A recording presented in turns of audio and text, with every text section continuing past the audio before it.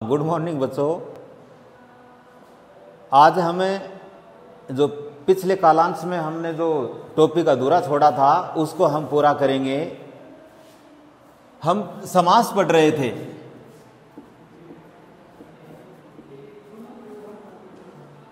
समास पढ़ रहे थे तो इसमें हमने समास के दो भेद पढ़ लिए थे। एक तो अव्ययीभाव समास और दूसरा तत्पुरुष समास। तो ये दो तो हमने पिछले कालांश में पढ़ लिए थे। अब हमें इससे आगे का जो तीसरा है वह पढ़ेंगे, कर्मधारय समास। कर्मधारय समास। कर्मधारय समास क्या होता है? यानी जो समस्त पद है या सामासिक पद है, उस सामासिक पद का एक पद, यानी ये तो हमें अविदित है कि ये तो हमें जानकारी है कि जो समास है उस समास में दो पद होते हैं। समास है, इसका मेल दो पदों से होता है। तो पहला जो पद है उसको कहते हैं पूर्व पद और दूसरा जो पद है उसको कहते हैं उत्तर पद। पूर्व पद और उत्तर पद। अब कर्मधारय जो समास है इसमें क्या है कि जो समस्त पद है, सामासिक पद है, उस सामासिक पद का, सामासिक पद का पूर्व पद विशेषण, पूर्व पद विशेषण तथा उत्तर पद विशेष्य होता है। उत्तर पद विशेष्य होता है। कर्मधारय समास है, इसकी जो परिभाषा बनती है वह क्या है कि जिस सामासिक पद का पूर्व पद विशेषण और उत्तर पद विशेष्य होता है उसे कर्मधारय समास कहते हैं। अर्थात जिसमें उपमेय या उपमान होते हैं। अब पूर्व पद विशेषण, उत्तर पद विशेष्य। अब तो विशेषण, विशेषण से आप विदित हैं, विशेषण आप जानते ही हैं और विशेष्य भी आप जानते हैं। संज्ञा सर्वनाम है उसको हम विशेष्य कहते हैं और विशेषण, संज्ञा सर्वनाम की विशेषता बताने वाले जो शब्द हैं उनको अपन विशेषण कहते हैं। अब कोई वाक्यांश है, उस वाक्यांश में दो शब्दों का मेल हो जाता है और उनके बीच में जो विभक्तियां हैं वे लुप्त हो जाती हैं, गायब हो जाती हैं, तो समास बन जाता है। तो हम पढ़ रहे हैं कर्मधारय समास। अब जैसे उदाहरण लेते हैं नीलकमल।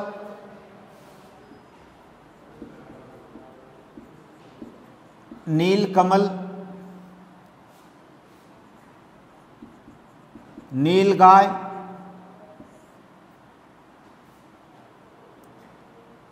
तो इसमें नीलकमल, इसका हम विग्रह करते हैं। विग्रह होता है नीला है जो कमल। नीला है जो कमल।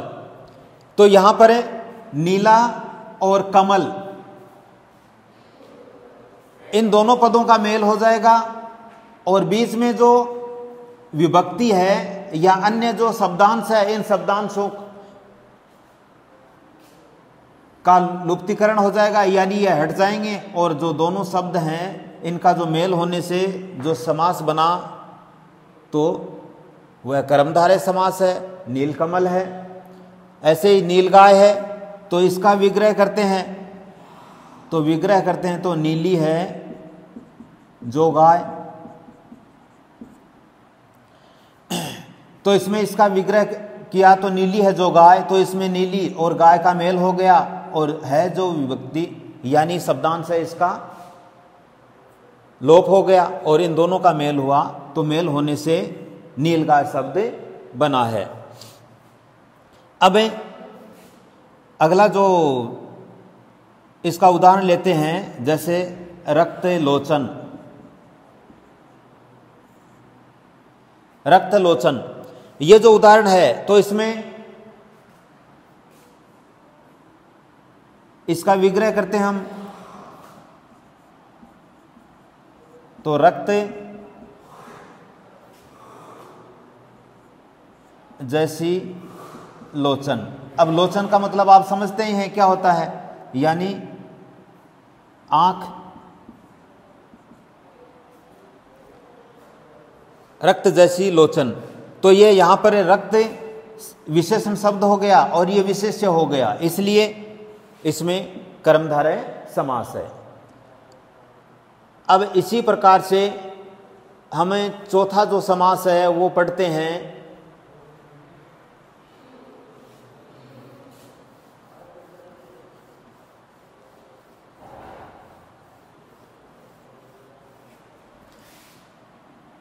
चौथा समास पढ़ते हैं द्वंद्व समास। द्वंद्व समास,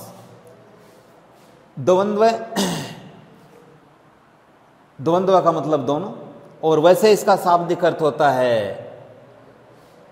संघर्ष। तो इसमें क्या है कि दोनों पद प्रधान होते हैं। जिस समस्त पद में दोनों पद प्रधान होते हैं उसे द्वंद्व समास कहते हैं। जिस समास में दोनों पद प्रधान होते हैं उसे द्वंद्व समास कहते हैं। जैसे, और इसके बीच में जो विभक्ति है यानी इनका विग्रह करते हैं तो और, तथा, या, अथवा, एवं आदि विभक्तियां आती हैं और इनका लोप हो जाता है। इनका विग्रह करने पर और, तथा, या, अथवा ये शब्द आते हैं। और जैसे उदाहरण लेते हैं माता पिता,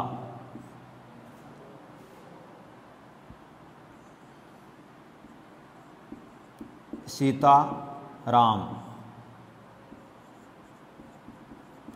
कृष्णार्जुन,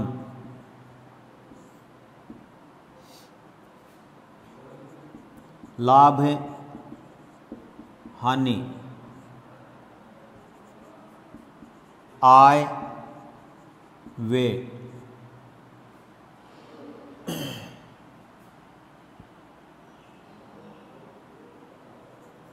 नगद उधार, दाल रोटी, ये इसके उदाहरण हैं। अब हम क्या करते हैं, इनका विग्रह करते हैं।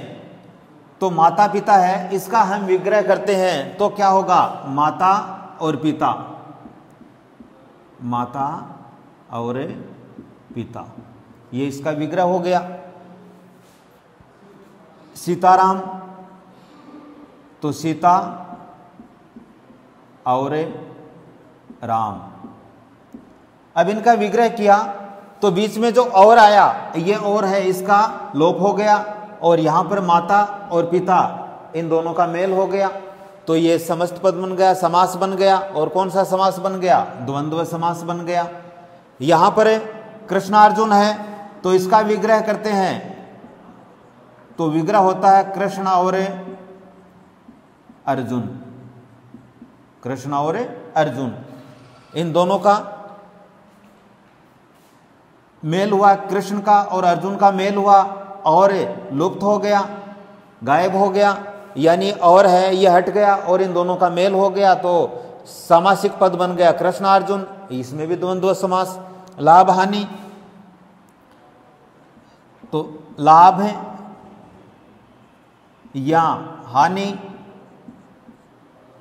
आय वे, आय या वे, नगद उधार, नगद या उधार, दाल रोटी, तो दाल और रोटी। इस तरह से इन उदाहरणों में द्वंद्व समास है। क्योंकि इसमें दोनों पद प्रधान हैं, माता और पिता। जैसे पहला जो उदाहरण है माता पिता, तो इसमें दोनों पद प्रधान हैं, माता और पिता। दूसरा है सीताराम, तो इसमें सीता और राम, इसमें भी दोनों पद प्रधान हैं। तो इस तरह से इन सभी उदाहरणों में द्वंद्व समास है। फिर पांचवा जो समास आता है वह है द्विगु समास।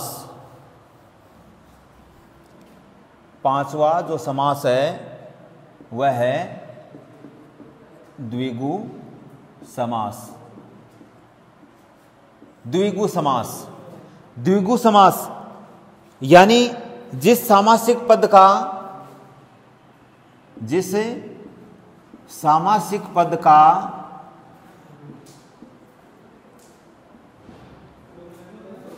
पूर्व पद संख्यावाची होता है, जिस सामासिक पद का पूर्व पद संख्यावाची होता है उसे द्विगु समास कहते हैं। संख्यावाची यानी संख्या का बोध कराता है। पहला जो पद है, पूर्व जो पद है, ये क्या करता है? संख्या का बोध कराता है। इसलिए इसको हम क्या कहते हैं? द्विगु समास कहते हैं। जैसे त्रिभुज, चौराहा, पंचवटी, दोपहर,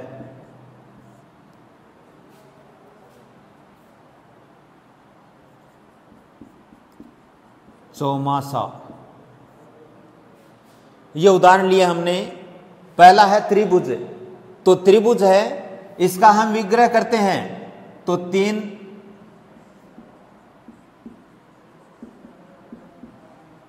भुजाओं का समूह है या समाहार।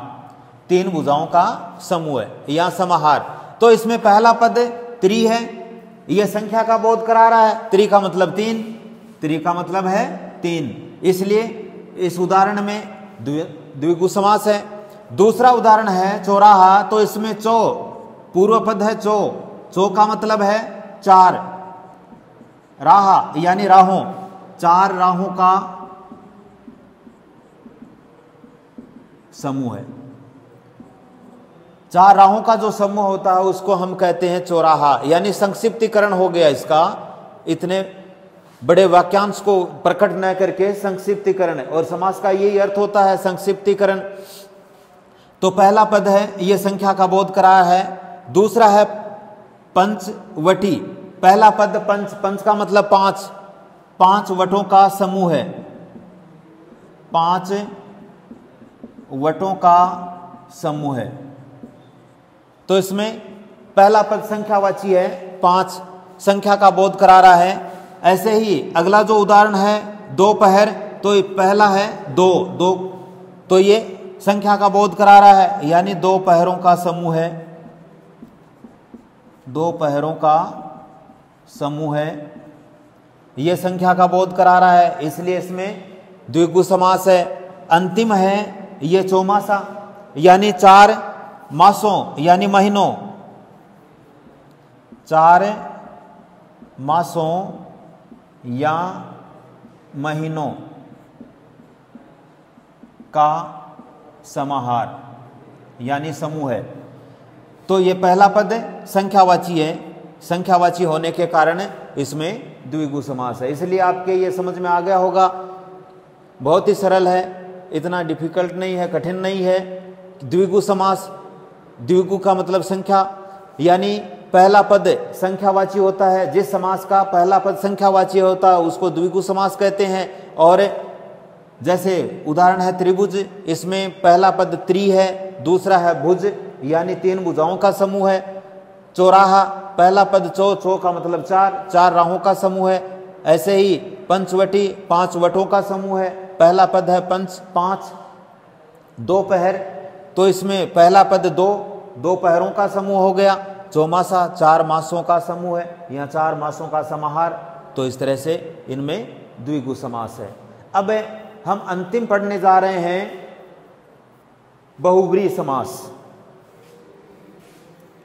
यह अंतिम समास है बहुव्रीहि समास।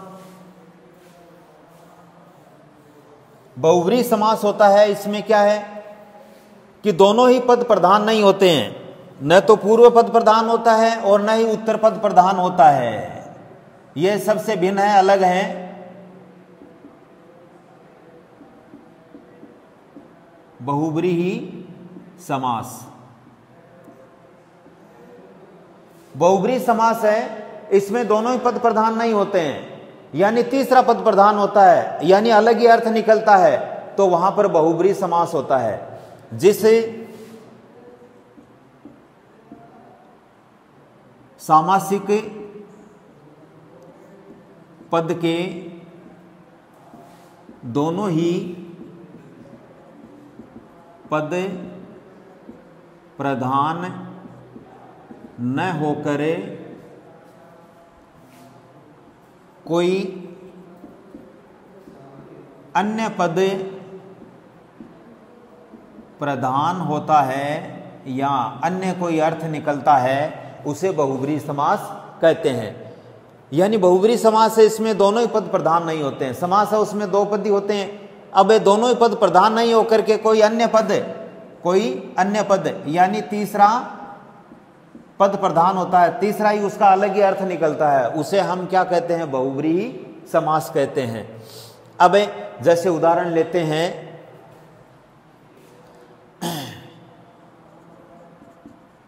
गजानन, हमने उदाहरण लिया है गजानन। अब ये जो उदाहरण है गजानन, इसका हम विग्रह करते हैं तो विग्रह करने पर क्या होता है? गज जैसे आनन वाला, गज जैसे आनन वाला। अब गज जैसे आनन वाला, तो इसमें दोनों ही पद प्रधान नहीं है। ये गज है और आनन है, ये दोनों ही पद प्रधान नहीं है। अब वैसे गज का अर्थ होता है हाथी, आनन का मतलब सिर, तो यहां पर दोनों का ही कोई अर्थ नहीं निकला। गजानन, गज जैसे आनन वाला, तो यानी इसका तीसरा अर्थ निकल रहा है, और वो क्या है? गणेश, यानी गणेश जी महाराज, जिसकी हम पूजा अर्चना करते हैं। तो गजानन, इसमें दोनों ही पदों का अर्थ प्रकट नहीं हुआ, यानी दोनों ही पद प्रधान नहीं है, तीसरा अर्थ निकलता है, तीसरा पद प्रधान है। दूसरा है दशानन,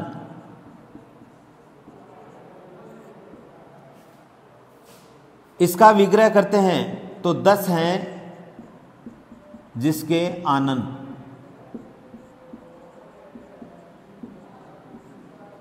10 हैं जिसके आनन, या 10 आनन वाला, अर्थात रावण। अगला जो उदाहरण है वीणा पाणी, वीणा पाणी, तो इसका विग्रह करते हैं तो पहला पद वीणा और दूसरा है पाणी, तो इसका विग्रह करते हैं तो वीणा है जिसके पाणी में। अब यहां पर वीणा है जिसके पाणी में, तो यहां पर जो पाणी जो शब्द है उसका अर्थ पानी नहीं होता है, उसका अर्थ होता है हाथ। तो यहां पर वीणा है जिसके पाणी में, इसका तीसरा ही अर्थ निकलता है, यानी अन्य पद प्रधान है, और वह क्या है? सरस्वती, सरस्वती। और अगला उदाहरण लेते हैं नीलकंठ, नीलकंठ। तो ये कई बार क्या है कि कर्मधारय समास में भी आता है, लेकिन इसके विग्रह पर निर्भर करता है। वैसे इसमें प्रमुख है बहुव्रीहि समास, तो इसका विग्रह करते हैं तो नीले कंठ वाला, नीले कंठ वाला। और क्या है नीले कंठ वाला? कौन है? शिव जी। इस तरह से बहुब्री समास है, उसमें दोनों ही पद प्रधान नहीं होते हैं। पहला जो हमने उदाहरण लिया गजानन, तो इसमें इसका विग्रह हुआ गज जैसे आनन वाला, तो गज और आनंद दोनों ही पद प्रधान नहीं है। तीसरा पद प्रधान है यानी गणेश। दूसरा जो उदाहरण है दशानन, 10 है जिसके आनंद, तो इसमें है रावण, अर्थ निकलता है रावण, यानी तीसरा पद प्रधान है। तो इन ऐसे ही ये जो चारों उदाहरण है, इन चारों उदाहरणों में बहुब्रीही समास है।